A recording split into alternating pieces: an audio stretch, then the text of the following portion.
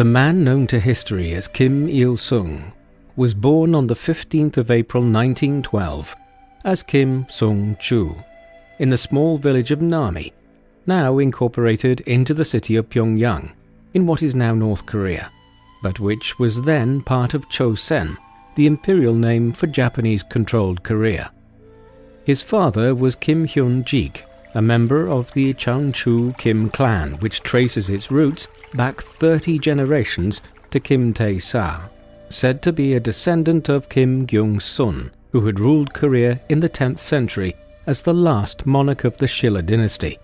Despite this heritage, the Kim family had fallen on hard times in the 19th century.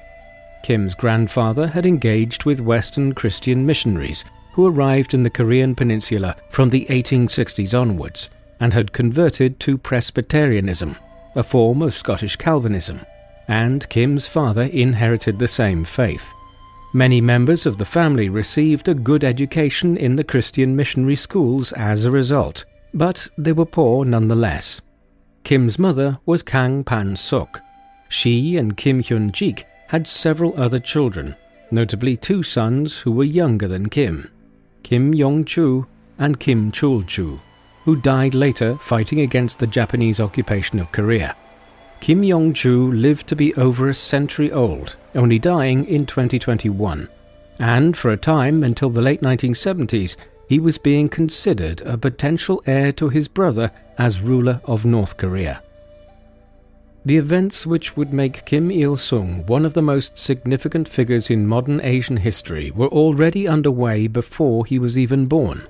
Like Japan and China, the Joseon Kingdom of Korea had largely closed its borders to foreign interference in the 17th century, when the first Europeans, in the shape of the Dutch and Portuguese, had begun arriving in the Far East. It remained broadly isolated from the world until the middle of the 19th century, when powers like Britain, France, and the United States, which by now were much more technologically advanced, forced Korea, Japan, and China to open their countries' borders to foreign trade and ideas. After the Meiji Restoration in 1868, Japan embraced Western ideas and methods as the best means of retaining its independence. With Western ships and weapons and economic and social development, it soon began to emerge as a burgeoning power itself in the Western Pacific, forcing Korea into the unequal Japan-Korea Treaty of 1876. Then, with victories over the other regional powers, China and Russia, in wars fought in the mid-1890s and mid-1900s, Japan effectively established itself as the all-but ruler of the Korean peninsula. This situation was formalized in 1910, when Korea was annexed as the first major territory of the Empire of Japan. If you want to start something of your own, say a YouTube channel, you can get started with InVideo AI, the world's most intuitive video creation platform. This video is brought to you by InVideo AI. Just enter a simple prompt into the generator, and InVideo AI turns it into a publish-ready video in under 5 minutes. We entered a prompt to make a 3-minute video. Our prompt was, create a video on how the Blitz affected wartime London, create the video using an authoritative male voiceover, and add authentic footage of London during the Second World War and the aircraft used during the Blitz. In the dark days of 1940, a storm was brewing over the skies of London. Not a storm of nature, but a man-made tempest. Use the edit command box to edit your video, such as adding subtitles. You can micro-edit the media and script, and once you are happy with the result, just go to the rendering screen from where you can export the video. You can turn your original idea into a fully fledged video without shooting any footage or recording a voiceover or even editing any video. Whether you're a seasoned pro or just getting started on your first video, InVideo will allow you to turn your ideas into stunning videos in a matter of minutes. So make sure you hit subscribe and sign up for InVideo AI and create up to 4 videos a week for free. If you choose to pay for the InVideo upgrade option, this removes the watermark on your videos and gives you access to millions of royalty-free stock footage clips and a human-sounding voiceover that would cost substantially more than the monthly subscription that starts from as low as $20 per month.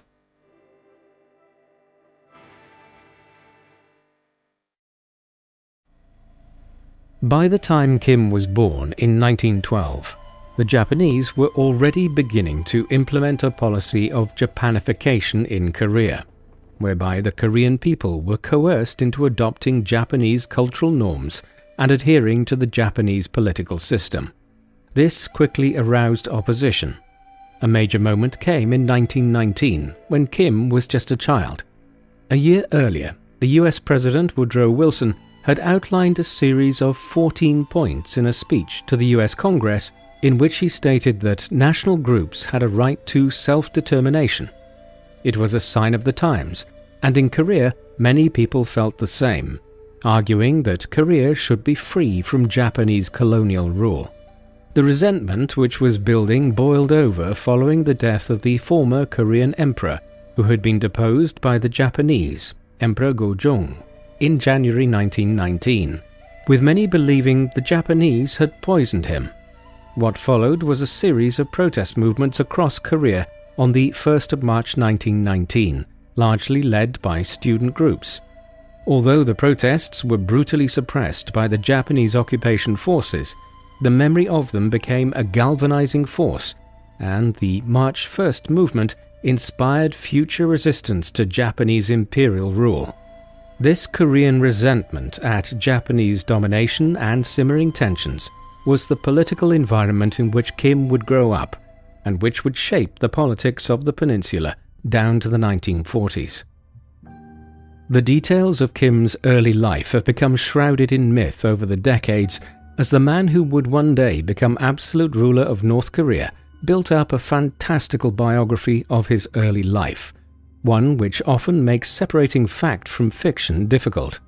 Much of this was recorded in his highly unreliable memoirs, With the Century, of which 8 volumes detailing his life down to 1945 were published in the 1990s. His earliest years were quite possibly spent being raised in the village of Nami, known today as Mancheonbong.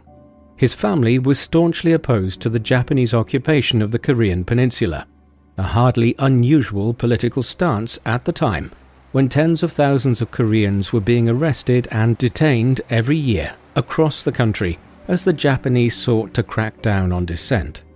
In 1920, the Kim family evidently joined the exodus of Koreans out of the peninsula and into the neighboring Manchuria region of northeastern China, in order to remove themselves from Japanese domination. A flow of political exiles which became particularly acute after the birth of the First March movement in 1919. In Manchuria, Kim is alleged to have emerged as something of a precocious leader of an anti-Japanese movement. North Korean state propaganda holds that he was responsible for setting up the Down with Imperialism Union there in October 1926, yet this seems highly unlikely. Kim was just 14 years of age at the time, and most objective scholarly studies of the Korean resistance movement in the interwar era hold that a radical Korean militant by the name of Lee Chong-rak was its founder. Others still argue that the Down with Imperialism Union was a very minor group in the late 1920s, and that its role has simply been distorted by North Korean state propaganda as a means of lionizing Kim's youth and early years in the Korean resistance movement. This somewhat fantastical association with the Down with Imperialism Union movement aside, there is little doubt that Kim was a relatively young bloomer when it came to becoming involved in the Korean resistance movement in exile. He attended Yuwon Middle School in Jilin province in northeastern China in the late 1920s, and while there, he became involved in communist politics, having determined that this movement was best placed to oppose Japan's increasingly right-wing imperial regime and its occupation of Korea. This led to his arrest and imprisonment for several months in 1929, demonstrating his immersion in political activity before he reached his 18th birthday. China's politics were immensely fractured by the early 1930s, as the country was ravaged by a civil war between various factions within which the Chinese Communist Party and the Kuomintang, or Chinese nationalists, were the two foremost antagonists. Both groups, however, were bitterly opposed to Japanese expansion in the Far East. Kim eventually decided in 1931 that the Chinese Communist Party held out the better prospect for opposing the Japanese, and so he became a member of that group. Significantly, the Chinese Communist Party had frosty relations at this time with the Communist Party of Korea, which had been formed in the city of Seoul in 1925, owing to the perception that the Korean Communist Party was too nationalist in its outlook, rather than espousing the species of proletarian internationalism which Karl Marx and Friedrich Engels had championed in the Communist Manifesto. The overt nationalism of the Korean Communist movement would characterize the communism of North Korea throughout Kim's life. For the time being, in the early 1930s, Kim was simply emerging as a promising younger figure within the Chinese Communist movement, impressing many with speeches he gave concerning the nature of Korean resistance to Japan from Manchuria. Kim's emergence as a leader of the Korean resistance movement was shaped by the events of 1931. In September of that year, the Japanese used a relatively minor border incident between China and the Korean peninsula as the pretext for launching an invasion of Manchuria, where much of the Korean resistance movement had been based for the past decade. After a 6-month campaign, Manchuria was brought under Japanese rule and created into the puppet state of Manchukuo. In the period that followed, elements operating in Manchukuo were perceived by the leadership of the Chinese Communist Party as trying to undermine Chinese sovereignty. Consequently, in a series of purges known as the Minseng-Dan incident between 1933 and 1936, many senior Korean members of the Chinese Communist Party were purged, and some were even killed. Kim was amongst those who came under suspicion, but he managed to exonerate himself and in the months that followed emerged as a new leader amongst the Korean communists in exile in China, owing to his spirited defense of the Koreans within the Chinese Communist Party. It was these events more than anything else in his younger years which led to Kim becoming recognized as the unofficial leader of the Korean Communist movement in exile in China, and paved the way for his later emergence as the head of the North Korean state when it was born after the Second World War. It was around this time that Kim adopted the name by which he is known to history. Born as Kim Sung-ju, around 1935 he began referring to himself as Kim Il-sung, which transliterates as Kim, become the sun, a worrying portent of his tendency to idolize himself and purport to be a quasi-divine figure. Not long after this, he began to acquire a reputation as an effective military commander and proponent of guerrilla war. By the mid-1930s, the Korean communists, in association with their Chinese allies, were conducting raids into both Manchukuo and Korea itself against the Japanese. These attacks escalated from the summer of 1937 onwards, when the Japanese launched a full-scale invasion of China in response to what became known as the Marco Polo Bridge incident, when Chinese nationalists had clashed with the Japanese near Beijing. The resulting Sino-Japanese War saw much of eastern China, including major cities such as Beijing, Shanghai, and Nanjing, conquered by the Japanese. Right around the same time that these Japanese attacks on China were beginning, Kim led a detachment of 200 guerrilla fighters which defeated a Japanese force at the Battle of Pochon-bo in northern Korea. This led to the growing perception of him as not just a leading political figure within the Korean Communist movement, but also as an effective military commander. The Japanese invasion of China in 1937 is often regarded as the beginning of the Second World War in the Far East, as the region would be engaged in constant warfare until 1945, and even then was racked by conflict for decades to come. Kim was central to these events. Throughout the late 1930s, he was involved in Korean attacks on the Japanese in his homeland, such that by 1940 he had become one of the most wanted Koreans sought by the Japanese authorities. Yet Kim and his allies found growing support within Korea itself, a country which the central Japanese government used as a source of slave labor to power the Japanese war economy as it increased its activities across the Western Pacific and then attacked the United States in December 1941, triggering American entry into the Second World War on the side of Britain and the Soviet Union. This had implications for Kim. Although the Soviets would not go directly to war with Japan until 1945, Kim and other communists were taken into Russia in the early 1940s and trained in modern methods of war in the east of the country, not far from the borders with China and Korea. In 1942, he was assigned to the 88th Separate Rifle Brigade, or 88th International Brigade, which was sent back to Korea to continue the insurgency against the Japanese occupation. Kim's personal life entered a significant phase in the midst of the war.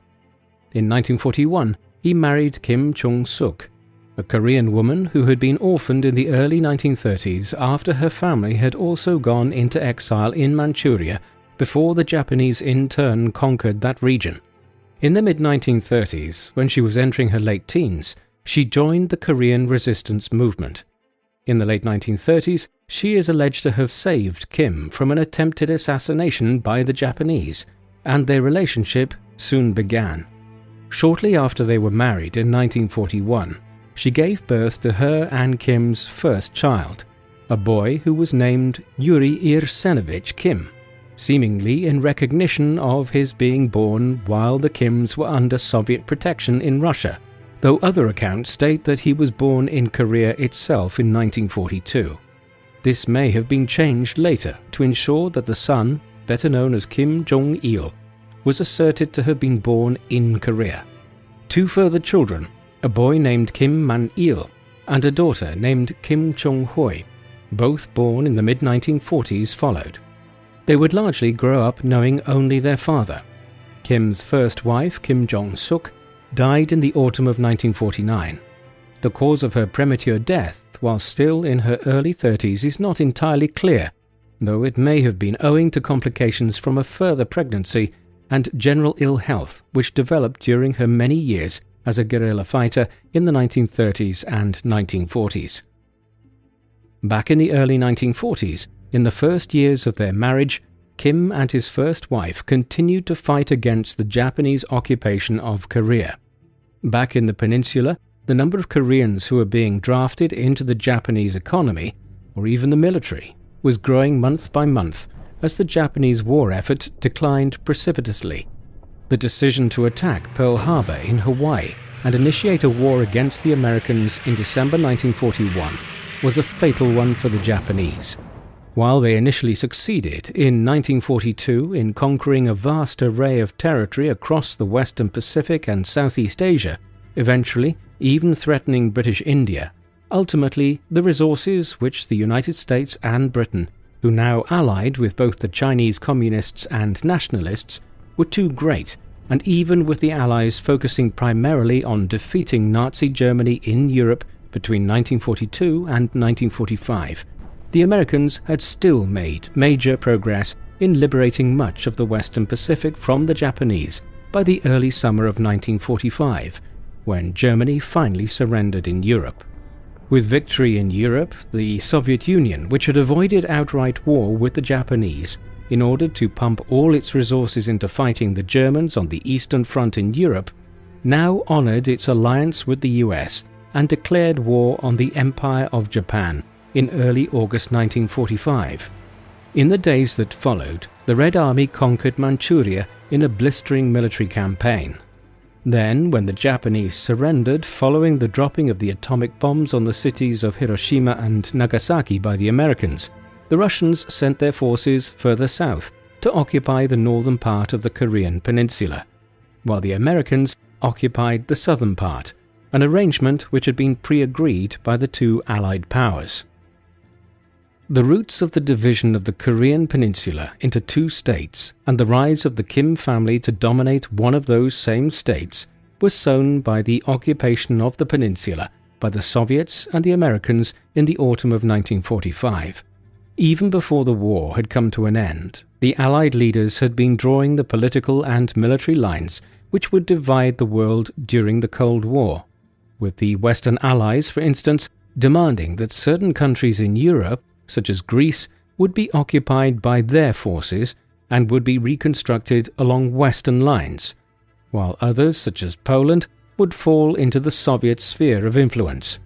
Korea was to effectively be divided into a Soviet sphere in the north and a US sphere in the south, the dividing line being the 38th parallel. As soon as the war ended, the Soviet leader Joseph Stalin and his leading ministers turned their attention to who might lead the new Soviet state on the Korean peninsula.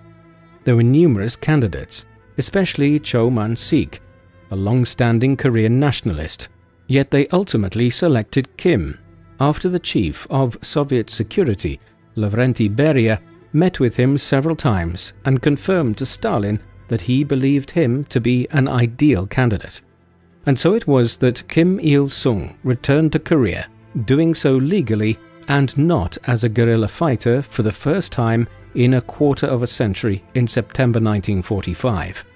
A few weeks later, he was confirmed as the first secretary and head of the Communist Party of Korea, and as such the de facto leader of the Soviet-occupied territory. It was in many ways a peculiar appointment. Having lived nearly his entire life in China, Kim was largely unable to speak Korean and had to take lessons in the language of the country he was now governing.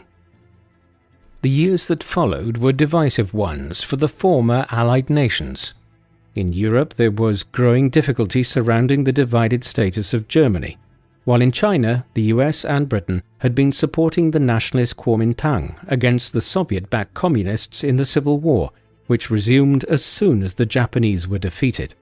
The division soon spread to Korea as well.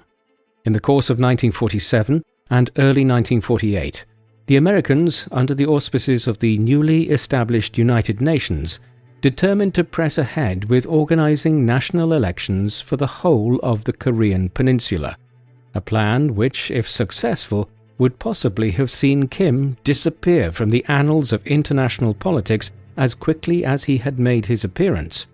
But both he and his supporters in Moscow were determined to avoid this and stated their unwillingness to participate in the new elections. In response, the Americans and their Korean allies, south of the 38th parallel, acted unilaterally to hold elections in the south in the summer of 1948, following which Syngman Lee, a figure who would become an authoritarian ruler, was elected as the first president of the nation. The creation of the Republic of Korea, known widely as South Korea, was declared on the 15th of August 1948. In response, elections were held in the Soviet territory on the 25th of August, and 2 weeks later, on the 9th of September, the creation of the Democratic People's Republic of Korea, also known as North Korea, was proclaimed with Kim as its first premier. The first months of Kim's term as premier of the newly established North Korea witnessed a broad continuation of policies which had been implemented since late 1945. These were in line with Soviet and communist ideology more broadly, as Korea's industries were nationalized and farms were collectivized to place food production broadly under government control. Labor reforms were introduced, and a broad range of other measures were adopted to create a more centralized, managed economy. In a growing sign of the manner in which Kim's government was indicating its aspirations to control the entire peninsula, the Workers' Party of North Korea became the Workers' Party of Korea. Already in 1949, Kim had begun supporting communist insurgencies in South Korea, while the end of the Chinese Civil War that same year saw tens of thousands of Koreans who had fought for the Chinese communists over the years returning to North Korea, armed and trained. With the timing seeming propitious, Kim now began pressing for an invasion of South Korea and petitioned Stalin in Moscow for his approval of this approach. The Soviets agreed, their intelligence gathering having incorrectly concluded that the US would be reluctant to intervene in any such conflict on behalf of South Korea. It was Kim that was the driving force behind the move to launch the war. Yet it should be noted that in the south, Syngman Lee was also ratcheting up his government's rhetoric of conquering North Korea and uniting the peninsula under his rule. The Korean War began on the 25th of June 1950 when Kim ordered the North Korean People's Army, which numbered around 135,000 men at the time, over the border into South Korea. At this juncture, his forces had a distinct numerical advantage, as the Republic of Korea army numbered not much over 90,000. Moreover, the North Koreans were better trained and armed, many of them being veterans of the Chinese Civil War and the resistance movement against the Japanese occupation of Korea in years gone by. They quickly overran South Korea, capturing the capital Seoul just 3 days after the invasion commenced. Nobody emerged from the initial engagements looking good in retrospect. For instance, Sungmun Lee used the opportunity created by the disorder to massacre some of his political opponents within South Korea. On the 3rd of July, Incheon fell to the North Koreans, and by then, South Korean forces had been devastated by casualties and mass desertion. Yet the US government and military was quick to react, contrary to the expectations of both Kim and the Soviet leadership in Moscow. By early July, American forces, which were still stationed around the Western Pacific since the end of the Second World War, were landing in South Korea and preparing for a counterattack. Yet a large troop buildup would take some time, and the Americans were anxious to secure the cooperation of their allies in the conflict as well. Consequently, the North Koreans continued to push south through July and August, and had nearly conquered all of South Korea when a major defensive perimeter was established by the US and its UN allies around Pusan in the extreme south of Korea. The successful defense of the Pusan perimeter in the early autumn of 1950 ensured Kim's government did not conquer the whole of the peninsula. The offensive during the first 2 months of the war was the most successful period of the Korean War for Kim and his government. By September, large numbers of American troops and ships were arriving across the Pacific to Korea, and with this, a major counteroffensive was initiated, beginning with an amphibious invasion of the region around Incheon. In tandem, the Americans and their allies broke out of the Pusan perimeter and began pushing back the North Koreans. Seoul was recaptured on the 27th of September, and 2 weeks later, American forces crossed the 38th parallel into North Korea. On the 19th of October, they captured Pyongyang, the capital of North Korea. Kim might have become something of a footnote of 20th century history at this juncture, his reign ending after just a few years as Premier of North Korea, had it not been for China's intervention. 6 days after US and South Korean forces entered Pyongyang, Chinese troops crossed the Ula River into North Korea. A major offensive by the government of Mao Zedong followed, during which China and America were effectively at war with one another, and saw the Chinese push the Americans and United Nations forces back into South Korea by December, capturing Seoul yet again for the North Koreans on the 7th of January 1951. A further American counteroffensive in the spring saw Seoul captured again by the Americans and South Koreans in early April, the 4th time it had changed occupier in 9 months. In the aftermath of the 4th Battle of Seoul, the war stabilized to a significant extent, with both sides now aware that the conflict was simply leading to ever greater escalations and troop buildups, as one side gained the initiative and the other having to commit ever greater numbers of men.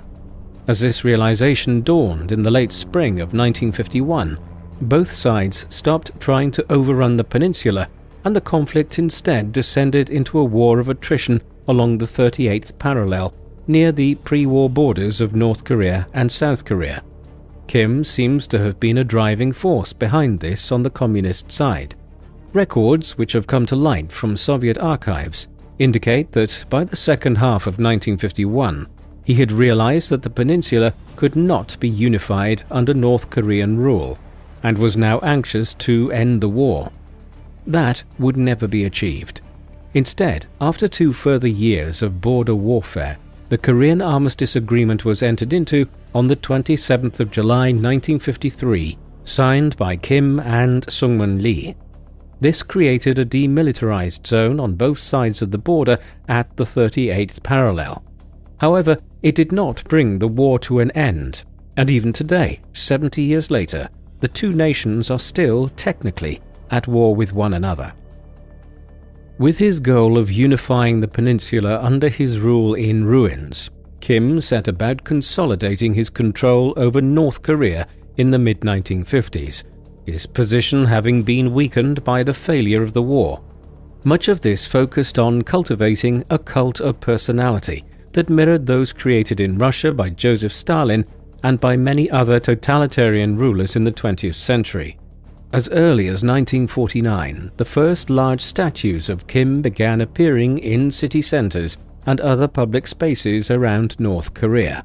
The first references to Kim as Suryang, meaning the Great Leader, date to the same time, and as the years went by, an increasing number of grandiose titles such as Great Chairman, Heavenly Leader, the Sun, and Double Hero were applied to him. Similarly, there was a growing tendency in official histories and state propaganda to depict Kim and the troops he commanded from the mid-1930s onwards as almost single-handedly defeating the Japanese and ending the occupation of Korea. As with any 20th century totalitarian dictator, the national press became an arm of state propaganda, with national newspapers and radio broadcasts disseminating words of instruction from the Great Leader. The education system developed as a form of state indoctrination as well from the 1950s onwards. This cult of leadership intensified as Kim's reign went on and has only become stronger over the decades. For instance, since the 1990s, the calendar system in North Korea uses Kim's birth date on the 15th of April 1912 as the beginning of recorded time in North Korea. The development of this cult of personality was closely related to the emergence of the Juche ideology in North Korea from the 1950s onwards, a political ideology which, like the personality cult of the Kim family, has marked North Korea as distinct from the other communist regimes that developed in so many countries in the aftermath of the Second World War. The term is derived from a word which appeared in Japanese translations of the works of Karl Marx in the early 20th century, and essentially means self-reliance or autonomy. It concerned the manner in which Kim tried to fashion a new form of communism, which emphasized more the nation-state and Korean nationalism, an approach which differed from most communist states which were internationalist in outlook. This Juche ideology is consequently more ultra-nationalist than communist, and when combined with the cult of personality surrounding Kim and his family, has the shape of a quasi-religion. Eventually, in 1974, its core tenets were outlined in a published mandate entitled 10 Principles for the Establishment of a Monolithic Ideological System. This contained prescriptions for the North Korean people to honor Kim as the leader of the nation, to acknowledge his absolute authority, and for all to make the nation strong by acting in unison to develop a powerful military and government. In 1982, the Juche Tower, a large monument in honor of the ideology, was erected, dominating the Pyongyang skyline. The general drift of the Kim dictatorship in the late 1940s and early 1950s perhaps made the events of the mid-1950s, when North Korea drifted away from the Soviet Union, somewhat inevitable. Following Stalin's death in 1953, his successor Nikita Khrushchev denounced the excesses of the Stalinist era and began a process of de-Stalinization, an aspect of which was a move away from the kind of intense cult of personality which Kim was intent on developing in North Korea. Communist leaders elsewhere were not as keen on Khrushchev's new approach, and both Kim in North Korea and Mao Zedong in China opposed this Soviet revisionism. This in turn led the Soviets to offer clandestine support to a faction within North Korea which opposed Kim and sought to establish a more collegial form of communist government where power would be dispersed amongst senior party members rather than centralized in Kim's hands. The result at the second session of the Third Central Committee of the Workers' Party of Korea in late August of 1956 was an effort by his opponents to undermine Kim's position.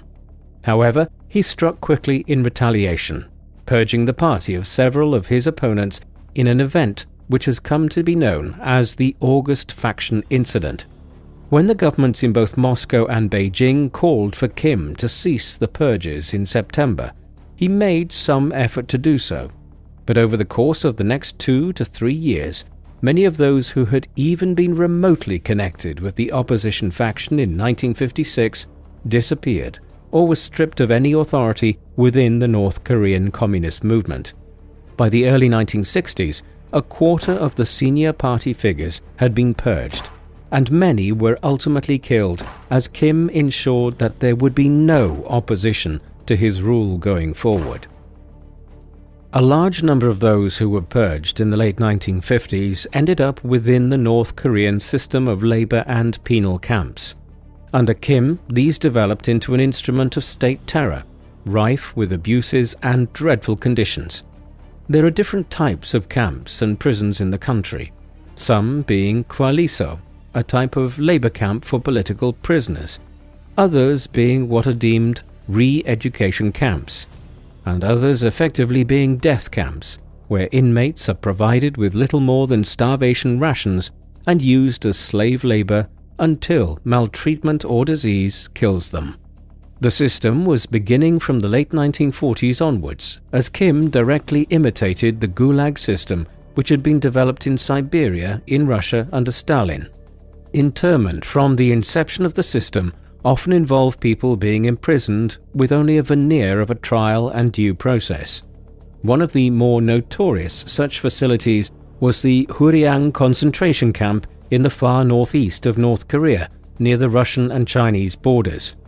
Better known as Camp 22, the North Korean defector and former prison guard An Chol described how a large percentage of prisoners there were mutilated from prisoner abuse, and that an average of 5 prisoners died every day, many from starvation and overwork, while conditions were appalling, with prisoners held in cramped bunkhouses without access to proper water and with vermin and insects rife. This system has seemingly become worse under Kim's son and grandson, but the roots of it lie firmly in his own long reign as ruler of North Korea. In 1957, even as the purges following the August Faction Incident were still underway, Kim oversaw the creation of the Sungbun caste system in North Korea. This was promulgated through a decree entitled "On the Transformation of the Struggle with Counter-Revolutionary Elements into an All-People, All-Party Movement." Through this, the people of North Korea were classified into 3 main groups, these being people who were loyal known as Haeksim, people who were wavering termed Dongyo, and people who were hostile to the state called Choktae. Eventually, over time, upwards of 50 sub-categorizations were created, but in effect the 3 main tiers are the important ones. As the Sungbun system developed, it led to files being kept on virtually every citizen in North Korea, identifying their loyalty to the regime and categorizing them accordingly. When it was first created, people were often categorized according to their social status in pre-revolutionary Korea, with people who had been adherents of the Japanese occupation, for instance, being categorized as Choktae or hostiles. Their children have inherited this status, and it can be difficult to move into a different rung in the caste system. The implications of this can be dramatic for one's life prospects in North Korea.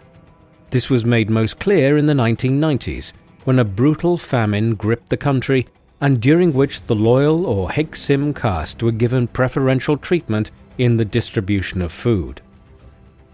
The peculiar development of the North Korean system, with its Tsuche ideology and Sungbun caste system, saw North Korea drift further away from the Soviet Union from the 1950s onwards, although relations were better between Kim and the new Soviet Premier Leonid Brezhnev from 1964 onwards than they were during the decade that Khrushchev was in charge.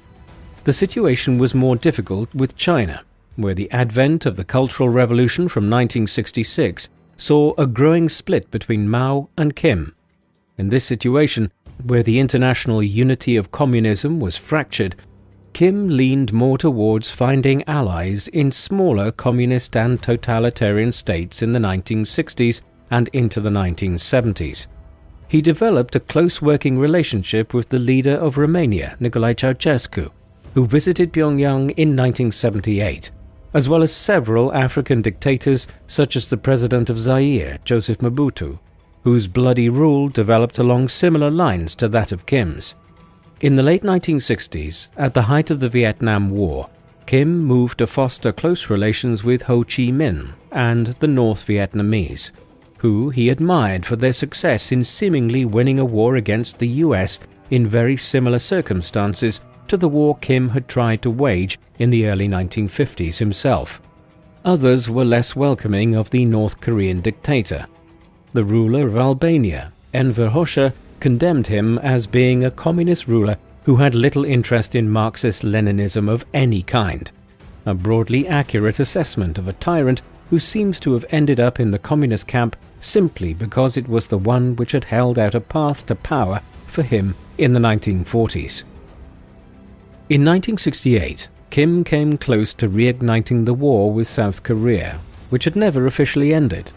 Since 1966, there had been growing unease around the demilitarized zone between the two nations, as Cold War tensions in the Far East reached a new height in the context of the US immersion into the Vietnam War. Then, in the May 1967 South Korean presidential election, the dictator Park Chung-hee won re-election. These events led Kim to authorize a 31-man team from the Korean People's Army to travel clandestinely into South Korea in January 1968, with the goal of heading to the capital Seoul and assassinating Chung-hee in the Blue House, the official residence of the South Korean president at the time. After passing over the demilitarized zone, the North Korean commandos managed to get within 100 meters of the Blue House, while disguised as South Korean soldiers. At this critical juncture, though, they were identified and a shootout occurred. The commandos then fled and were pursued for several days. By the time the chase ended, only 2 of the 31 were alive, one being captured and one fleeing back to North Korea. 26 South Koreans and 4 Americans were killed, with dozens more injured. The Blue House raid led to a temporary crisis in the Korean peninsula, and Chung-hee's government authorized the establishment of Unit 684 to begin plotting a means of assassinating Kim in response, but a reignition of the war was avoided. As the crisis following the Blue House raid was dying down, Kim and his closest advisors were considering the need for a new constitution for the country, one which would take account of the massive social and political changes which had occurred since the first emergence of the country in 1948. Discussions continued until 1972, when a committee was formed to work out the new document. When it was finally proclaimed on the 27th of December 1972, it had implications for Kim's position. He would no longer hold the office of Premier of North Korea, but now became its first president. In the wider sense, the new constitution gave formal recognition to the ideology and governmental system which Kim had created over the previous 20 years, with much discussion in its various parts of the elements of the Tzu-che ideology and Kim's position as the great leader of North Korea. The document was still steeped in the language of communism, with talk of the complete victory of socialism in time to come. The specifics were detailed, with provisions for things such as universal education and the development of Korean culture and technology, as well as human rights and the duties of citizens.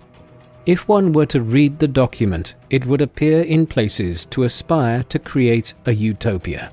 But in reality, the Constitution of 1972 only further embedded the dystopia that Kim had overseen the creation of in North Korea. By the time he transitioned from being the Premier of North Korea to its president, many people close to Kim might have speculated that he did not have long left to live. Beginning in the 1960s, the dictator had begun to suffer from calcinosis, a rare condition which causes calcium deposits to build up in a part of a person's body, often forming into a benign tumor. In Kim's case, this began to form at the back of his neck, and in one photo from 1970, when he met the Chinese Communist leader Mao Zedong, there is already a noticeable lump at the back of his head. This only got bigger as the years went by, and by the 1980s, it had expanded to the size of a baseball. Many must have wondered if the growth would eventually prove fatal. It didn't, yet it must have caused substantial discomfort. Despite this, Kim refused to have it operated on, which could have been done quite easily, as the president had developed an extreme paranoia around the idea of having a medical operation carried out. On a practical level, the growth made life awkward for the regime's propagandists in the last decades of Kim's life, as he insisted that it not be on display to the public. So, photographs and video footage had to constantly be produced without showing the back of his head. The regime had more to worry about in the 1970s than just Kim's growing calcium tumor. The problems of the North Korean economy, which have defined the country in modern times, were starting to appear. Although it is difficult to imagine today, given the backward nature of the North Korean economy by comparison with the technological powerhouse that is South Korea, in the 1950s and for much of the 1960s, North Korea's economy actually fared better than that of the South. 2- and 3-year economic plans from the late 1940s onwards had proved successful, and by 1957, Kim's government had managed to return the country's heavy industrial capacity back to what it had been prior to the war and reversed the damage which had occurred at that time. The late 1950s and early 1960s were then a period of real economic growth in North Korea, and it appeared that Kim's state might emerge as a substantial industrial economy. However, from the mid-1960s, things began to stall as overinvestment in defense spending, combined with a lack of innovation and a misguided focus on creating a self-sufficient economy, led to the targets of a 7-year plan between 1961 and 1967, and a 6-year plan from 1971 to 1976 being missed by significant margins. These issues, combined with flaws in the centralized State Planning Commission, continued into the 1980s, at which time the failures of the 6- and 7-year plans was evident in the fact that they were not as widely publicized.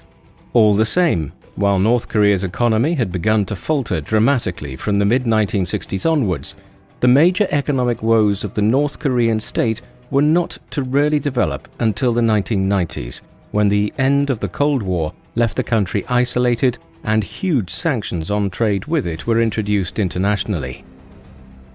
In response to the developing economic problems of the country, Kim ordered the establishment of Room 39, or Office Number 39, as a means of funding his own family's lavish expenses.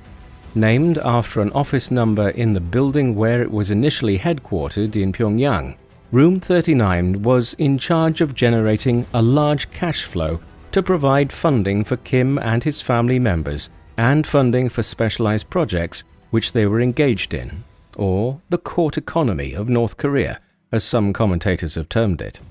The methods used by Room 39 to raise money have been extraordinarily varied. Some of its activities included the counterfeiting of foreign currencies, especially $100 notes, as well as fraudulent activity in international banking and insurance. Latterly, Room 39 became involved in the international narcotics trade, with amphetamines, opiates and other drugs being processed in North Korea and exported, albeit this has largely been a development under the reigns of Kim's son and grandson. Today, Room 39's activities even involve management of the Pyongyang restaurant chain, which has over 100 outlets internationally. Kim was in many ways also responsible for the first emergence of North Korea's nuclear weapons program. In 1963, he had made a request to the Soviet government for them to provide technical expertise to his regime to begin developing a nuclear weapon. While this was rejected by the Soviet Premier Nikita Khrushchev, he did agree to send some Soviet engineers to North Korea to aid in the development of the Yongbyon Nuclear Scientific Research Center, with a view to Kim's government gradually developing nuclear capabilities for energy purposes. Developments were such in this and another facility by the 1980s that a nuclear weapons program was tentatively initiated.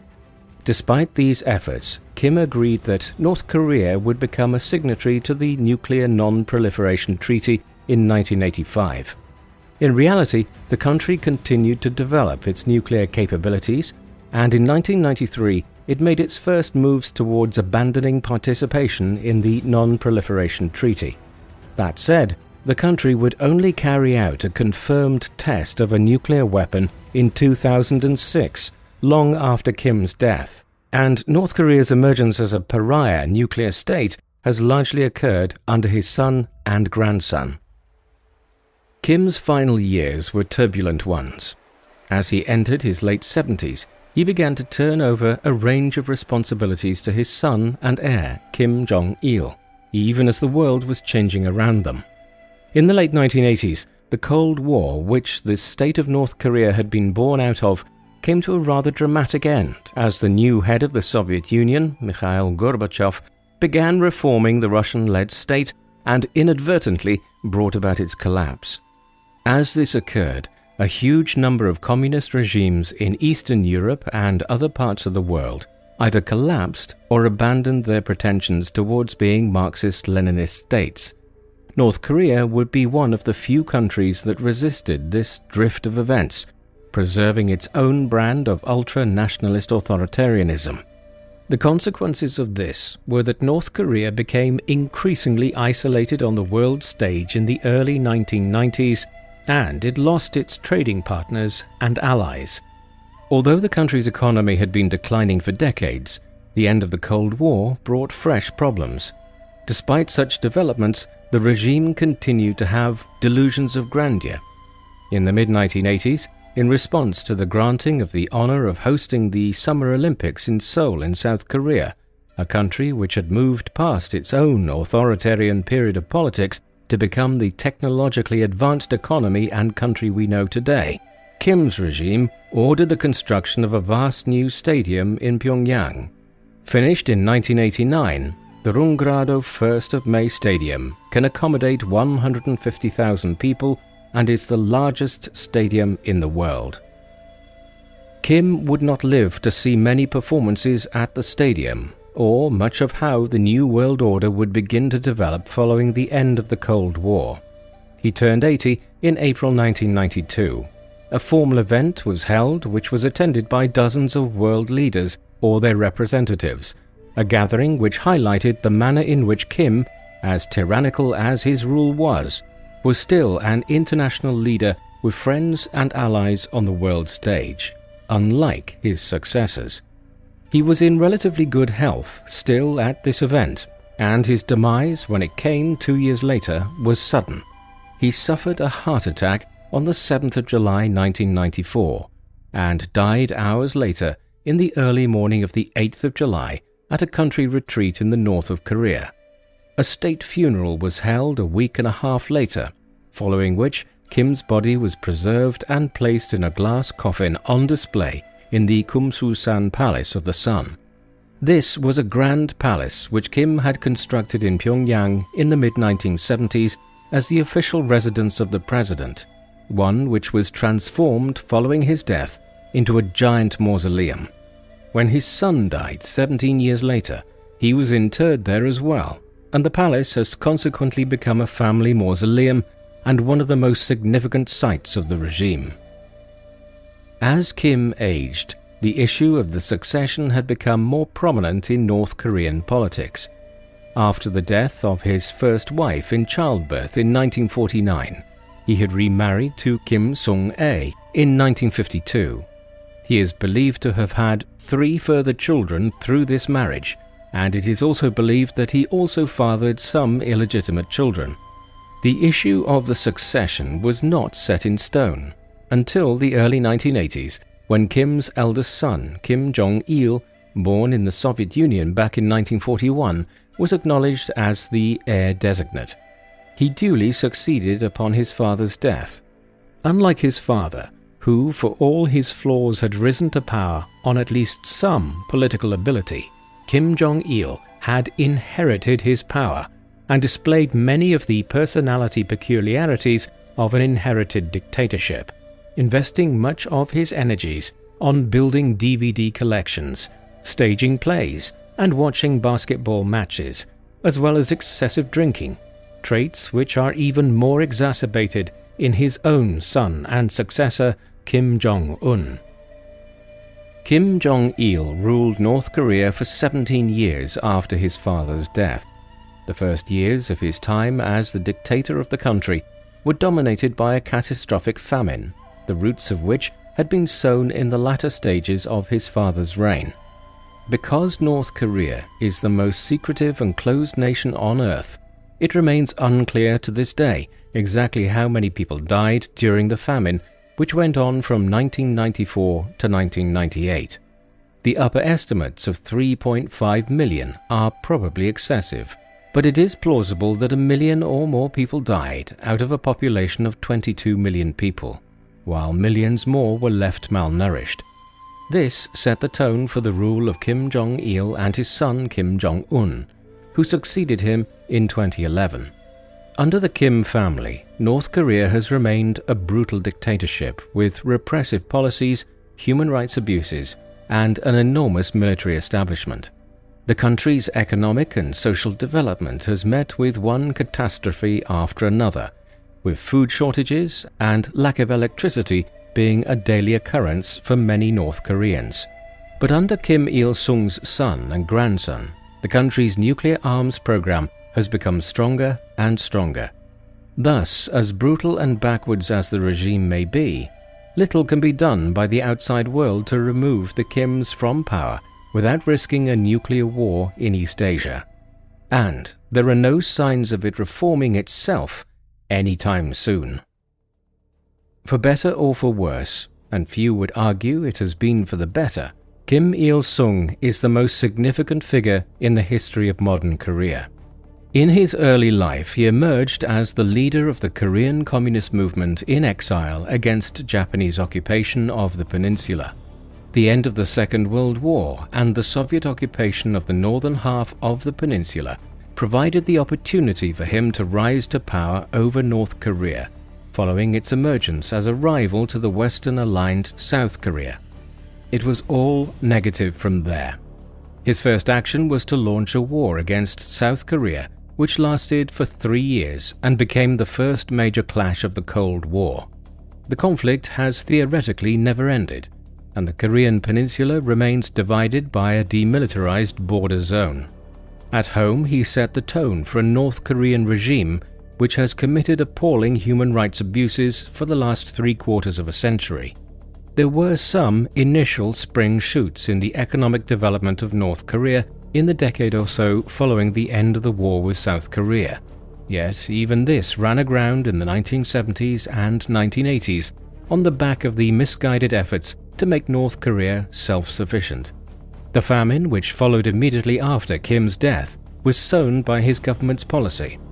Admittedly, things have become worse in North Korea under his son and grandson, particularly owing to their unwillingness to abandon their nuclear policy and the sanctions that have followed internationally as a result, as well as the kleptocratic behavior of the regime.